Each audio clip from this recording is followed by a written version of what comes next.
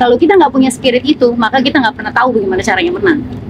Oke, kalau kalian selamanya itu merasa bahwa kita lebih kecil daripada Jepang, jadi nggak apa-apa nanti kalau kalah lawan Jepang, ya nggak bakal menang kita.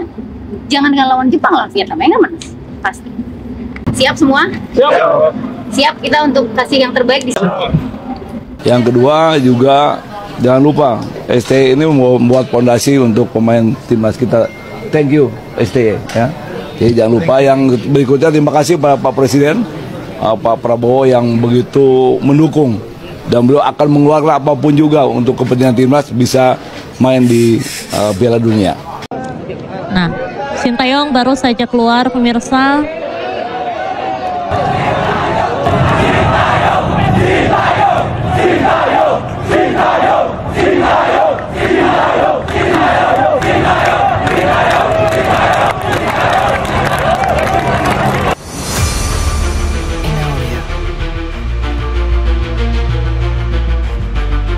Hai semuanya, selamat datang di channel YouTube Garuda IDN.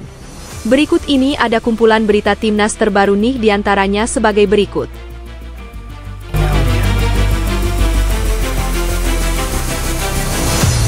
Resmi, Iwan Bule and Ratu Tisha akan pimpin PSSI gantikan Erick Thohir. Ratu Tisha pun akhirnya langsung panggil Shin Tae-yong lagi untuk gantikan Patrick Kluivert yang miskin taktik. Terima kasih Pak Iwan Bule dan Ratu Tisha, Timnas Indonesia akhirnya optimis masuk Pildun, setelah dipanggilnya Shin Tae-yong melatih Timnas Indonesia.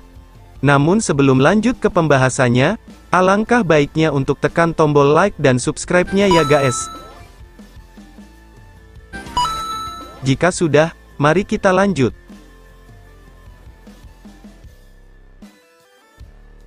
Resmi, Iwan Bule and Ratu Tisha akan pimpin PSSI gantikan Erick Thohir. Ratu Tisha pun akhirnya langsung panggil Shin Tae-yong lagi untuk gantikan Patrick Kluivert yang miskin taktik.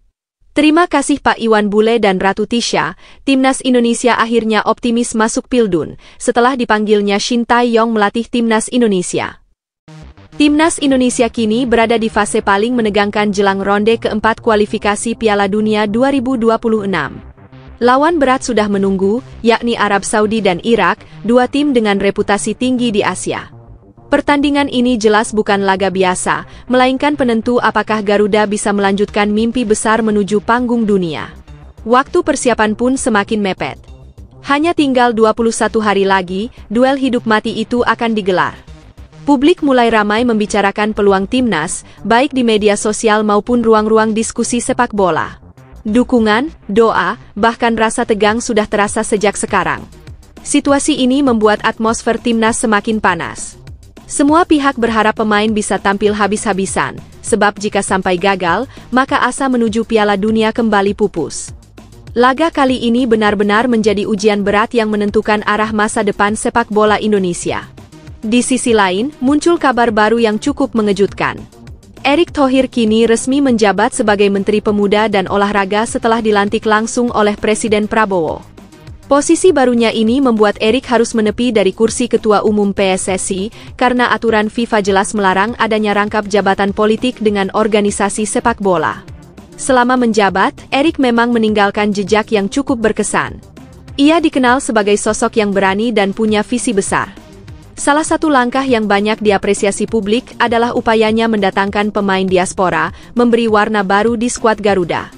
Bukan hanya itu, di bawah kepemimpinannya, Timnas Indonesia juga sering diberi kesempatan beruji coba dengan tim-tim besar dunia, termasuk Argentina, yang menjadi sorotan luar biasa kala itu. Erick juga bukan orang sembarangan. Latar belakangnya sebagai pengusaha sukses, bahkan mantan pemilik klub raksasa Eropa, Inter Milan, semakin memperkuat citra bahwa PSSI berada di tangan figur dengan jejaring global. Banyak yang melihat kehadirannya sebagai angin segar, terutama dalam hal melobi dan menjalin hubungan internasional untuk kemajuan sepak bola Indonesia. Namun kini, keputusan FIFA membuat situasi berubah drastis. Posisi penting yang sebelumnya diisi Erick harus segera dicarikan pengganti agar roda organisasi tidak berhenti. Kursi Ketua Umum PSSI yang ditinggalkan Erick akhirnya tidak dibiarkan kosong terlalu lama.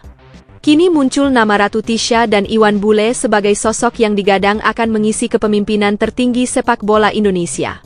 Meski belum ada kejelasan resmi siapa yang akan duduk sebagai ketua dan siapa yang menjadi wakil, publik sudah tahu bahwa dua figur inilah yang akan memimpin roda organisasi.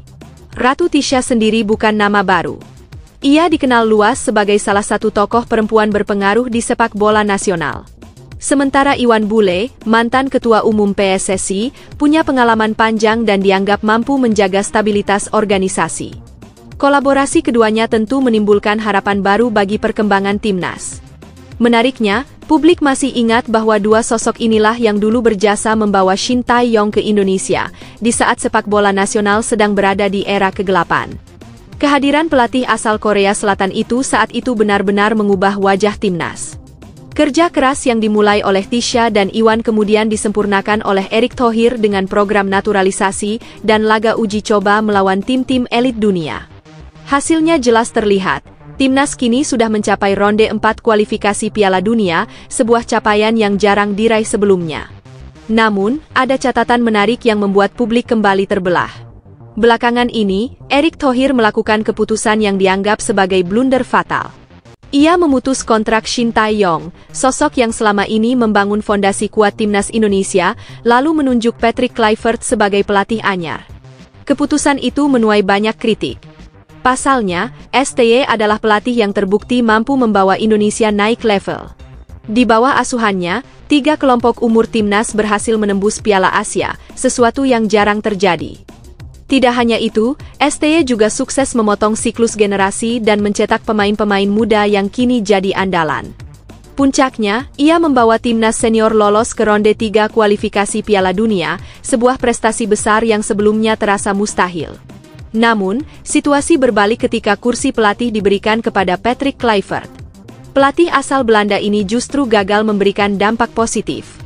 Kekalahan telak 6-0 dari Jepang dan 5-1 dari Australia menjadi bukti bahwa racikan taktiknya tidak cocok untuk timnas Indonesia. Kritik deras pun menghantam, bahkan publik menilai gaya bermain yang ditunjukkan lebih buruk dibanding era STY. Kini, muncul kabar mengejutkan. Iwan Bule dan Ratu Tisha disebut akan mengembalikan Shin Tae-yong ke kursi pelatih. Patrick Kluivert dikabarkan segera didepak, dan posisi itu kembali akan diisi oleh sosok yang sudah dikenal publik serta memiliki rekam jejak prestasi bersama Garuda. Harapannya jelas, STY bisa mengembalikan performa timnas ke jalur yang seharusnya. Blunder Erick Thohir tidak berhenti sampai di situ. Saat timnas U23 tersingkir dari Piala Asia U23 usai kalah 1-0 dari Korea Selatan, pernyataan Erick kembali menuai kontroversi. Ia menyebut kekalahan itu sebagai kalah terhormat karena lawan yang dihadapi adalah tim kuat Asia. Namun publik menilai komentar tersebut terlalu meremehkan potensi skuad muda Indonesia. Reaksi keras pun bermunculan. Netizen langsung menyerbu akun media sosial Erick, membandingkan hasil itu dengan pencapaian Shin Tae-yong sebelumnya. Faktanya, di bawah tangan STY, timnas U23 justru mampu lolos ke Piala Asia, bahkan sempat melaju hingga babak semifinal. Bandingannya jelas terlihat, membuat publik makin geram. Kini, dengan hadirnya Iwan Bule dan Ratu Tisha sebagai pemimpin baru PSSI, langkah besar pun segera dipersiapkan. Salah satunya adalah meminta Shin Tae-yong untuk rangkap jabatan, tidak hanya menangani timnas senior, tetapi juga mengisi kursi pelatih timnas U23. Keputusan ini sekaligus menyingkirkan posisi yang saat ini ditempati oleh Vandenburg. Harapan besar tentu menyertai langkah ini. Publik optimis di bawah komando STY, timnas U23 bisa kembali bangkit dan bersaing di level Asia, bahkan membuka peluang untuk melangkah ke Piala Dunia. Kembalinya Shin Tae-yong ke kursi pelatih timnas Indonesia jelas memberi energi baru bagi skuad Garuda. Banyak pihak percaya bahwa keputusan ini adalah langkah tepat untuk memperbaiki performa sekaligus menjaga momentum yang sudah dibangun. Apalagi, ada cerita lama yang kembali mencuat ke publik. Gus Dur, presiden yang terkenal dengan ucapannya yang penuh makna, pernah meramalkan bahwa Indonesia akan masuk Piala Dunia dalam kurun waktu 10 tahun, dengan seorang pelatih bermata sipit sebagai sosok kunci. Bagi sebagian orang, momen ini seakan menjadi tanda bahwa ramalan itu sedang berjalan menuju kenyataan. Kini, bola ada di tangan PSSI. Keputusan memanggil kembali STY tentu bukan hanya soal nostalgia, tetapi juga kepercayaan penuh pada pelatih yang telah membuktikan diri. Tinggal bagaimana manajemen dan seluruh elemen sepak bola Indonesia bisa bersatu untuk mendukung program besar ini. Jadi, apakah kamu termasuk yang setuju jika PSSI kembali menyerahkan timnas ke tangan Shin Tae-yong? Erick Thohir bikin heboh usai bersalaman akrab dengan Gerard Pique di Jawa Timur. Netizen ramai berspekulasi sang legenda Barcelona bakal terlibat di proyek timnas Indonesia. Ketua Umum PSSI, Erick Thohir, kembali menjadi sorotan setelah terlihat bersalaman hangat dengan Gerard Pique, sosok yang dikenal sebagai legenda Barcelona sekaligus anggota tim Spanyol yang menjuarai Piala Dunia 2010. Momen singkat itu langsung memicu beragam reaksi dari publik. Tak butuh waktu lama, unggahan Erick di Instagram pun dibanjiri komentar dari pecinta sepak bola tanah air. Banyak penggemar yang kemudian berspekulasi mengenai kemungkinan keterlibatan Pique dalam proyek sepak bola Indonesia. Ada yang menyebutnya cocok menjadi pelatih kepala, ada pula yang berpendapat Pique lebih pas dijadikan penasihat teknis atau bahkan figur penting dalam pengembangan usia muda. Antusiasme publik ini memperlihatkan betapa besar ekspektasi masyarakat terhadap perubahan positif di tubuh timnas Indonesia. Pertemuan antara Erick dan Pique disebut berlangsung bersamaan dengan agenda sepak bola nasional yang tengah digelar di Jawa Timur. Dua stadion utama, yakni Gelora Bung Tomo Surabaya dan Gelora Delta Sidoarjo, menjadi pusat aktivitas, mulai dari laga FIFA Matchday Timnas Indonesia hingga persiapan menuju kualifikasi Piala Asia U23 2026.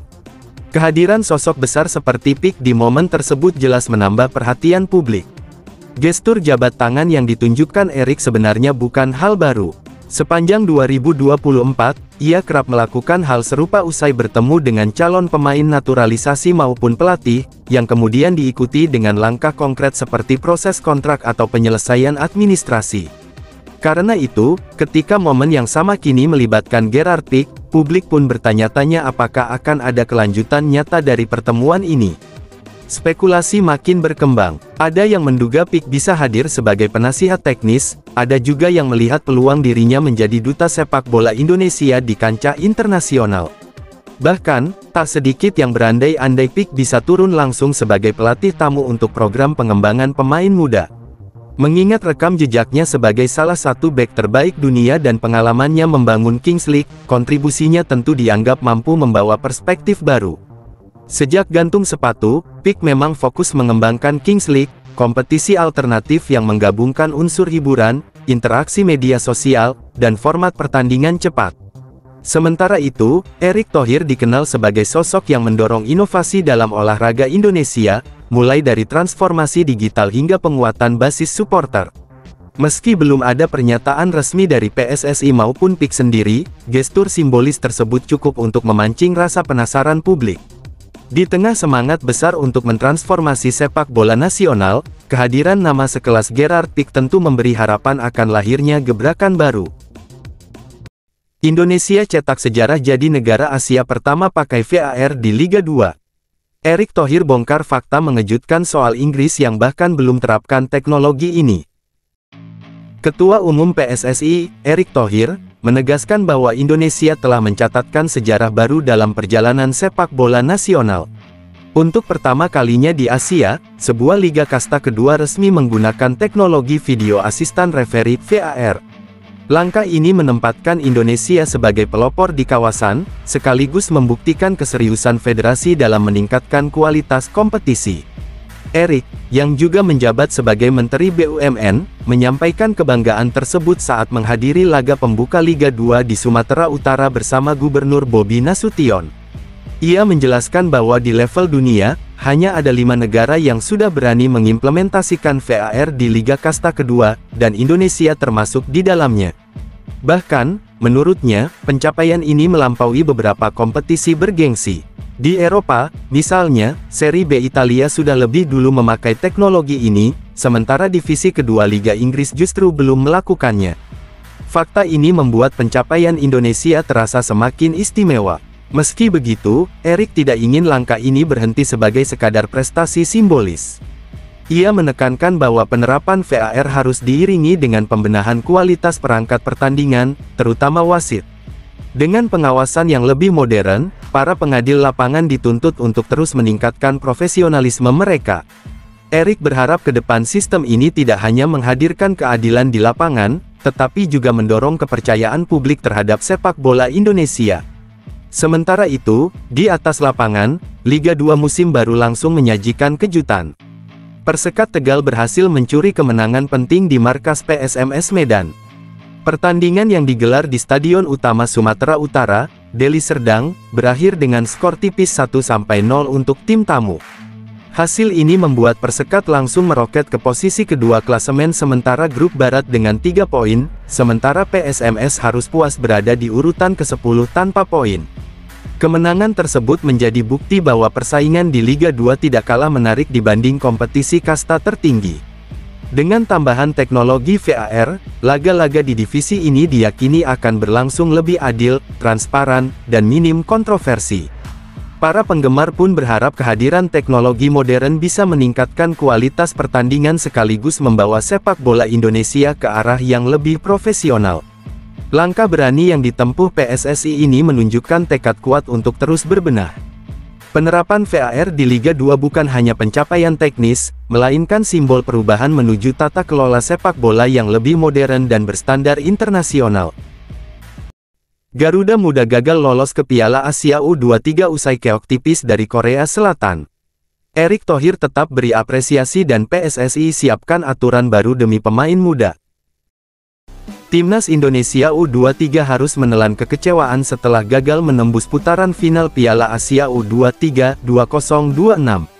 Harapan Garuda Muda pupus usai takluk tipis 0-1 dari Korea Selatan dalam laga penentuan grup J yang berlangsung di Stadion Gelora Delta, Sidoarjo, pada tanggal 9 September. Kekalahan ini terasa menyesakkan karena Indonesia sebelumnya berstatus semifinalis pada edisi 2024 dan sempat menjadi sorotan Asia.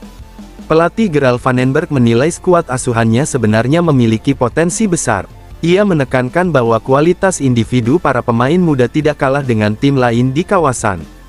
Namun, masalah utama terletak pada kurangnya menit bermain di klub masing-masing. Minimnya kesempatan tampil secara reguler membuat perkembangan pemain berjalan lambat, sehingga sulit bagi mereka untuk tampil konsisten di level internasional. Melihat kondisi tersebut, Gerald menilai diperlukan langkah konkret agar pemain muda Indonesia bisa berkembang lebih cepat. Salah satu solusi yang ia soroti adalah pentingnya kompetisi khusus yang benar-benar memberi ruang untuk talenta di bawah usia 23 tahun. Dengan adanya wadah semacam itu, pemain muda akan mendapatkan pengalaman bertanding yang cukup dan siap ketika dipanggil ke tim nasional. Menariknya, sebelum pertandingan melawan Korea Selatan digelar, PSSI telah mengadakan rapat komite eksekutif. Salah satu poin penting yang dibahas adalah wacana mewajibkan klub peserta Liga Championship untuk menurunkan pemain U23 mulai musim tahun 2025 sampai tahun 2026. Kebijakan ini diharapkan bisa menjadi jalan keluar untuk memberi menit bermain yang lebih merata. Selain itu, PSSI juga menyiapkan rancangan agar Liga 3 dan Liga 4 ke depannya lebih banyak diisi oleh pemain muda sehingga jalur pembinaan semakin terbuka lebar. Meski hasil akhir di Sidoarjo mengecewakan, Ketua Umum PSSI Erick Thohir memilih untuk tetap memberikan apresiasi. Baginya, perjuangan Garuda Muda sudah maksimal dan tidak seharusnya kekalahan dari Korea Selatan dibesar-besarkan. Menurut Erick, kegagalan kali ini justru menjadi bahan evaluasi penting untuk memperbaiki sistem pembinaan pemain muda di masa depan. Bagi para pemain, pengalaman tampil di kualifikasi ini tetap bernilai besar. Mereka mendapatkan pelajaran tentang pentingnya konsistensi, mentalitas, serta kesiapan fisik di level internasional. Sementara itu, bagi federasi, momen ini menjadi dorongan untuk benar-benar memperkuat fondasi sepak bola usia muda di tanah air. Dengan evaluasi menyeluruh dan kebijakan yang tepat, harapan untuk melihat Indonesia kembali bersaing di panggung Asia masih sangat terbuka. Kekalahan dari Korea Selatan hanyalah batu loncatan menuju pembenahan yang lebih besar demi masa depan Garuda Muda. Ole Romeni ngotot ingin main di kualifikasi Piala Dunia 2026. Cedera parah bikin fans Garuda harap-harap cemas menanti kepastian Oktober nanti. Ole Romeni menegaskan keinginannya untuk membela timnas Indonesia pada ronde keempat kualifikasi Piala Dunia 2026 melawan Arab Saudi dan Irak, yang dijadwalkan berlangsung pada Oktober mendatang. Striker naturalisasi ini bertekad hadir dalam laga krusial tersebut, meski kondisi kesehatannya masih menjadi sorotan utama tim medis. Hingga kini, kepastian soal keterlibatannya belum dapat diputuskan lantaran proses pemulihan cedera masih berjalan. Masalah bermula ketika Romeni mendapat tackle keras dari Paulinho Moxelin, pemain Arema FC, dalam ajang Piala Presiden 2025 saat memperkuat klubnya, Oxford United. Benturan tersebut membuat pergelangan kakinya mengalami cedera parah hingga harus ditandu keluar lapangan. Situasi itu memaksa tim medis untuk mengambil tindakan cepat demi mencegah dampak lebih lanjut. Setelah dilakukan pemeriksaan mendalam oleh tim medis Oxford United, Romeni juga sempat menjalani konsultasi di Belanda untuk mendapat opini kedua. Hasilnya, diputuskan bahwa operasi menjadi langkah terbaik guna memperbaiki kerusakan di pergelangan kakinya. Proses pembedahan berjalan sesuai rencana, tanpa komplikasi berarti, sehingga ia bisa segera masuk ke fase rehabilitasi. Sejak itu, Romeni menjalani program pemulihan intensif. Informasi dari pihak dekat sang pemain menyebutkan bahwa proses penyembuhan berlangsung cukup baik dan menunjukkan perkembangan positif. Meski demikian, kondisi kebugarannya belum 100%, sehingga masih butuh waktu sebelum benar-benar bisa kembali ke lapangan. Manajer Timnas Indonesia, Sumarji, menekankan bahwa kondisi Romeni masih dalam pemantauan ketat. Menurutnya, meskipun semangat sang striker untuk segera bermain sangat tinggi, keputusan akhir tetap bergantung pada rekomendasi medis. Ia menambahkan, target utama bukan hanya tampil di laga Oktober, tetapi juga memastikan kesehatan jangka panjang sang pemain. Ketua Umum PSSI, Erick Thohir, turut memberi penegasan serupa. Ia menyebutkan bahwa sampai Romeni mendapat lampu hijau penuh dari tim medis, pihak federasi tidak bisa memberi kepastian. Erick mengapresiasi tekad besar Romeni yang bahkan sudah menyampaikan langsung kepada pelatih Patrick Kluivert bahwa ia ingin tampil, namun kesehatan tetap menjadi prioritas utama. Sebelumnya, Romeni juga harus absen dalam agenda FIFA Matchday September melawan Kuwait dan Lebanon. Ketidakhadirannya kala itu semakin memperkuat keraguan sebagian pihak apakah ia akan pulih tepat waktu untuk pertandingan penting melawan dua raksasa Asia. Dengan situasi ini, publik Indonesia masih menunggu kabar terbaru terkait progres pemulihan sang penyerang. Semua pihak berharap Ole dapat segera fit, sehingga bisa menjadi bagian penting dalam perjuangan Garuda menuju Piala Dunia. Garuda Muda tersingkir tragis usai keok 0-1 dari Korea Selatan di kualifikasi Piala Asia U23. Erick Thohir hanya beri ucapan singkat yang bikin fans haru dan geram sekaligus. Timnas Indonesia U23 harus mengubur mimpi mereka untuk kembali tampil di Piala Asia U23 edisi 2026. Pada laga terakhir grup J kualifikasi, Garuda Muda takluk dengan skor tipis 0-1 dari Korea Selatan dalam pertandingan yang digelar di Stadion Gelora Delta, Sidoarjo, Jawa Timur, pada Selasa, 9/9. Kekalahan ini membuat asa Indonesia pupus, meski sebelumnya masih ada peluang untuk lolos melalui jalur runner-up terbaik. Gol tunggal yang dilesakkan Wang Do-yun di menit awal menjadi pukulan telak yang sulit dibalas oleh anak asuh Gerald Vandenberg. Meski berusaha bangkit, lini serang Indonesia gagal menembus rapatnya pertahanan lawan. Alhasil, skor tetap tidak berubah hingga laga berakhir. Dengan hasil ini, Indonesia hanya mampu mengoleksi 4 poin dari 3 pertandingan. Rinciannya, 1 kemenangan telak 5-0 atas Makau, hasil imbang tanpa gol melawan Laos, dan kekalahan dari Korea Selatan. Harapan untuk lolos lewat klasemen runner-up terbaik juga sirna. Garuda Muda finish di posisi ke-10, jauh dari 4 slot yang tersedia untuk mendampingi para juara grup. 4 tim yang akhirnya melaju melalui jalur tersebut adalah China, Uzbekistan, Lebanon, dan Uni Emirat Arab. Posisi Indonesia pun tak cukup kuat untuk sekadar masuk dalam persaingan. Ketua Umum PSSI, Erick Thohir, hadir langsung di stadion untuk menyaksikan perjuangan Marcelino Ferdinand dan kawan-kawan. Raut wajahnya terlihat kecewa sekaligus sedih menyaksikan kekalahan itu. Namun, usai laga, Erick memilih merespons dengan sederhana. Melalui akun media sosial pribadinya, ia hanya menuliskan ucapan terima kasih singkat kepada para pemain yang sudah berjuang. Kontras dengan edisi 2024 lalu, Timnas Indonesia U23 mampu tampil mengejutkan hingga mencapai babak semifinal di bawah arahan Shin Tae-yong. Kini, bersama pelatih baru Gerald Vandenberg, perjalanan Garuda Muda justru terhenti lebih cepat. Hal ini menjadi sinyal adanya pekerjaan rumah besar yang harus segera dibenahi, baik dari sisi taktik, mental, maupun pembinaan pemain muda. Kegagalan ini jelas menjadi bahan evaluasi besar bagi federasi dan tim pelatih. Walau hasilnya pahit, pengalaman berharga tetap bisa dipetik oleh para pemain muda. Mereka harus belajar dari situasi ini agar bisa lebih matang dan siap menghadapi turnamen berikutnya. Bagi publik, kekalahan ini menyakitkan, tetapi juga menjadi pengingat bahwa perjalanan membangun sepak bola Indonesia masih panjang.